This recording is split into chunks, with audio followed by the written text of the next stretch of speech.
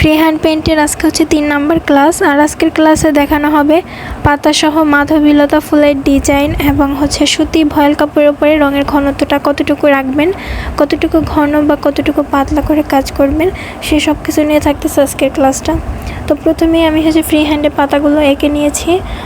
পাতাগুলোর ভরাটের কাজটা দেখলে আপনারা অনেকেই পাতাগুলো আর্টটাও করতে পারবেন। এখানে আসলে ওই ক্লিপটা নেওয়া হয় নাই।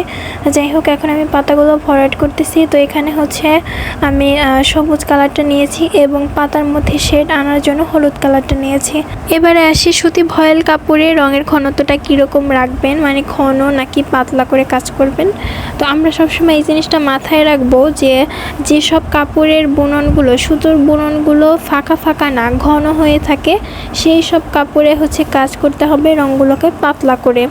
সেক্ষেত্রে দেখা যায় যে যখন দেখবেন আপনি এই কাপড়ে সুতোর বুননগুলো ঘন ফাঁকা না, ওইখানে যদি আপনি রঙটা পাতলা করেও কাজ করেন, সেক্ষেত্রে দেখা যায় যে রঙটা ছড়িয়ে যাওয়ার কোনো সম্ভাবনা নেই। কিন্তু যেসব কাপড়ের বুননগুলো হচ্ছে ফাঁকা ফাঁকা, ওইগুলোতে হচ্ছে আপনাকে রঙটা ঘন করে কাজ করতে হবে। আর নয়তো হচ্ছে ওই ফাঁকা ফাঁকা বুননের মাধ্যমে হচ্ছে রঙটা ছড়িয়ে যাওয়ার চান্স থাকে। তো আমরা হচ্ছে সুতি ভয়েল কাপড়ে কাজ করার ক্ষেত্রে রঙের সাথে অ্যানকেটা মিশিয়ে তারপর হচ্ছে পাতলা করে একটু কাজ করব। এখানে দেখতেই পারতেছেন পাতাগুলো কিন্তু আমার আর্ট করা কমপ্লিট। আর এখানে হচ্ছে দুইটা শেড দেওয়াতে কিন্তু পাতাগুলো দেখতে বেশ চমৎকার লাগতেছে। আর কয়েকটা পাতাকে ন্যাচারাল করার জন্য আমি কিন্তু হলুদ কালারটা দিয়ে এক সাইড থেকে হচ্ছে বাঁকা করে নিয়েছি। এতে করে কিন্তু বোঝা যাচ্ছে যে পাতাগুলো উপরের দিকে কুঁকড়িয়ে আছে। এরপর হচ্ছে আমি এখানে মাধবীলতা যে ফুলটা আঁকবো, ওই ফুলটা আঁকার জন্য এখানে হচ্ছে থোকাগুলো এঁকে নিচ্ছি। আপনারা সবাই হয়তো বা জানেন যে মাধবীলতাগুলো থোকায় থোকায় হয়ে থাকে। তো এখানে হচ্ছে আমি সবুজ কালারটা দিয়ে সেই থোকাগুলো আগে দিয়ে দিচ্ছি। এরপর হচ্ছে ফুলগুলো আর্ট করব। ও হ্যাঁ, এর মাঝে হচ্ছে আমি পাতাগুলোকে একটু শুকানোর জন্য রেখেছি, কারণ এগুলোর মাঝে হচ্ছে শিরা উপশিরা দিব। আর পাতাগুলো একটু শুকিয়ে গেলে হচ্ছে শিরা উপশিরাগুলো দিতে খুবই সুবিধা হবে, কারণ রঙটা হচ্ছে পাতার রঙের সাথে মিক্স হবে না। এরপরে যখন দেখব যে পাতার রঙগুলো কাপড়ের সাথে বসে গিয়েছে, উপরের রঙের সাথে মিক্স হওয়ার কোনো অতটা সম্ভাবনা নেই, তখন হচ্ছে শিরা উপশিরাগুলো দিয়ে দেব।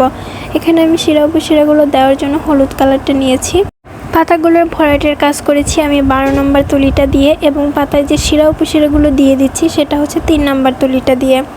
এখানে কিন্তু আপনি এই 3 নম্বর তুলিটা দিয়ে একটু মোটা কাজও করতে পারবেন, চিকন কাজও করতে পারবেন। এটা হচ্ছে আপনার হাতে ধরার উপর হচ্ছে নির্ভর করে। এরপর আমি হচ্ছে 9 নম্বর তুলিটা দিয়ে মাধবীলতাগুলো এঁকে নিব। এখানে মাধবীলতার জন্য আমি 2টা কালার নিয়েছি, একটা হচ্ছে লাল এবং সাদা। তো আপনারা দেখেই বুঝতে পারতেছেন যে আমি কিভাবে হচ্ছে তুলিটাকে ধরে কাপড়ের উপরে প্রেস করতেছি, মানে ফুলের মাঝের দিকে হচ্ছে তুলির মাথাটা রেখে তারপর হচ্ছে বাইরের সাইডে আমি হচ্ছে কাপড়ের উপর প্রেস করে করে এক একটা পাপড়ি কিন্তু তৈরি করতেছি। এখানে আমার কথা বলা থেকে আপনাদের ভিডিওটা দেখার মনোযোগী দিতে হবে খুব বেশি, কারণ আপনারা হচ্ছে এগুলো দেখে দেখে শিখবেন। আসলে ওই রকম বলে দেওয়ার কিছু নয়, আপনারা মানে এগুলো হচ্ছে দেখার জিনিস, এই হ্যান্ড পেইন্টের কাজগুলো। তো এরপর এখানে আমি হচ্ছে সাদা কালার দিয়ে ফুলগুলো দিয়ে দিয়েছি। আর এখানে যেহেতু আমি একটা প্রথমে লাল কালারের ফুল করেছি, লাল কালারের ফুলগুলো দেওয়ার পরে কিন্তু কোনোভাবেই তুলিটাকে ওয়াশ করবেন না, তাহলে কিন্তু যখন আপনি সাদা কালারের ফুল অ্যাড করবেন তখন কিন্তু এরকম সুন্দর একটা শেড পড়বে না, শুধুমাত্র সাদা ফুলগুলো হবে।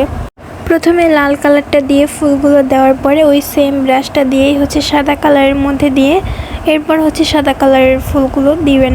এতে করে ওই যে ব্রাশের মধ্যে থাকা লাল কালারটা সাদা কালারটার সাথে মিক্স হয়ে একটা শেড পড়ে সুন্দর, সেটা আপনারা ওই ফুলেই দেখতে পাচ্তেছেন।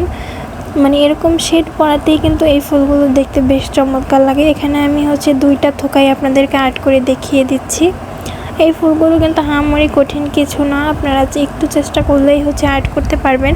আর এখানে যেহেতু আমি একটা মানে জামার কাজ করতেছি, তাই আপনাদের এত বড় করে ডিজাইন প্র্যাকটিস করার কোনো দরকার নেই। আপনারা জাস্ট হচ্ছে ছোটোখাটো করে একটু ডিজাইন করে আমাকে হচ্ছে প্র্যাকটিস করে ছবিটা দিবেন। এরপর মাধবীলতাগুলো হচ্ছে আর্ট করা শেষে এবার আমি ফুলের মাঝের কাজটা করে নিচ্ছি সবুজ কালারটা দিয়ে। এখানে দেখতেই পারতেছেন এখানে আমি গোল সার্কেলটা কিন্তু পুরোটা দিচ্ছি না, হাফ দিচ্ছি। এতে করে কিন্তু দেখতে আরও বেশি ন্যাচারাল লাগতেছে।